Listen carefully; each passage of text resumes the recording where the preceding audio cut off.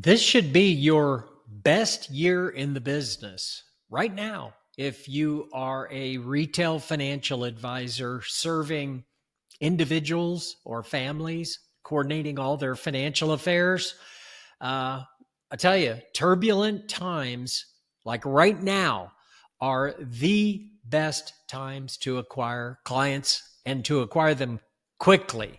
So, are you currently catching the opportunity to pick up clients, or are you missing the opportunity? I'm Mark Little. Let me go through this a little bit, how my experience has been in this business. I started in the business in the late 1980s. And so I can tell you with authority that when the financial markets are turbulent, that those are the best times to acquire clients. They're nervous. They're not sure if their advisor knows what they're doing. And they are more likely to fire their advisor on the spot and hire you if you have a better plan for them in these turbulent times. And right now, what makes this so great is that there have been very few opportunities like this in my career. And I'm saying maybe three. I'll go through them in a minute. But where all three areas of the client's financial life are making them nervous, and they may even be losing sleep over them. So, what are the three things that are turbulent? Well, the financial markets themselves. They're overpriced. There's question as to whether companies can increase profitability to keep the financial market rising. Then there's political turmoil. So we're facing an uncomfortable political season, and it's only going to get worse or better depending on how you look at it. So the markets are in turmoil, political landscape is in turmoil, and then world events. I mean, for crying out loud, we're at war, and we've been at war for a while, and it's just a big fat mess. And this is the time when clients need a truly skilled advisor the most. And one of my business coaches, Bill Backrack, I used to laugh when he would tell other advisors, look at Mark Little. The way he sits down with potential clients and lays all this out for them, they are willing to fire their advisor on the spot and hire Mark Little.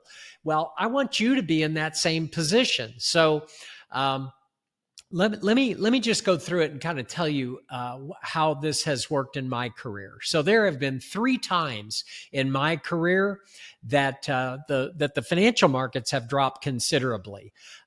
It was in 1973. I was in high school back then, but I was actually managing money for our family at that time. So I noticed it. We had oil embargo, you had high inflation. It was a mess back in the 70s. So that was the big decline in the market, number one. It got my attention, and it had me think about this in a totally different level. Then I got licensed. I entered the industry in 1981, April of 1981, but then I didn't get licensed in securities until early March of 1987. So I'll skip over for now the fact that the year I was licensed, 1987, was one of the biggest stock market crashes since the Great Depression, and they called Black Monday. It was quite attention getting as a brand new advisor. I'd only been an advisor for a few months when that hit, but that wasn't the big decline that I'm talking about. So you had 1973, you had three of them. Then you had the year 2000. So what happened in my career in the year 2000? So I'd been in the business for a little while, and then it hit. So you had the dot-com bubble. For those of you that weren't around at that time, it was the tech bubble burst. And so you had high-flying technology stocks, sound familiar, were overpriced, and boy, the market fell out from under them. Then we had Y2K. That was the turn of the century. And we won't go into it now, but that was very nerve-wracking for clients at that time. We had clients calling me saying, hey, when the clock turns over in the new year, in the year 2000, are all my accounts going to get wiped out because the computer got confused? And we had to deal with, so we had the tech bubble burst, we had the Y2K dilemma, and then we had 9/11, and then we had a 3-year recession. So the market went down at every client progress meeting with all my existing clients.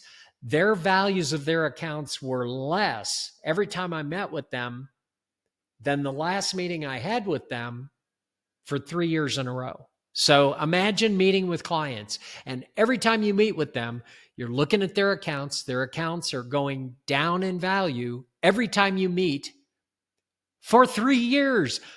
Well, that's the time that I was, that was the in my career, that was the most significant one. And so I acquired most of my ideal clients in that 3-year period. They fired their advisor, their current advisor, on the spot, and they hired me because I could make better sense of this for them. I acknowledged what's happening, and I had faith in the future, and I was able to convey that to them in a way that gave them confidence. So what was the third one? Well, 2007, 8, 9, that was the global financial crisis. Man, was I ever prepared for that one. But okay, so you had these 3 big drops in my career. 1973, the year 2000, let's call it 2008. Is that the only time you can acquire clients? Is those 3 times when people were nervous? No. Remember, we're talking about the headlines, world events, the economy and the markets. There is always some headline that is driving clients crazy, making them think that, oh, it's different this time. Everything's going down the drain because of whatever's in the headlines. No, in my career, there have been 9 recessions. And every time there was a recession meant that there were these disastrous headlines, made clients nervous. I picked up lots of clients in every single one of those.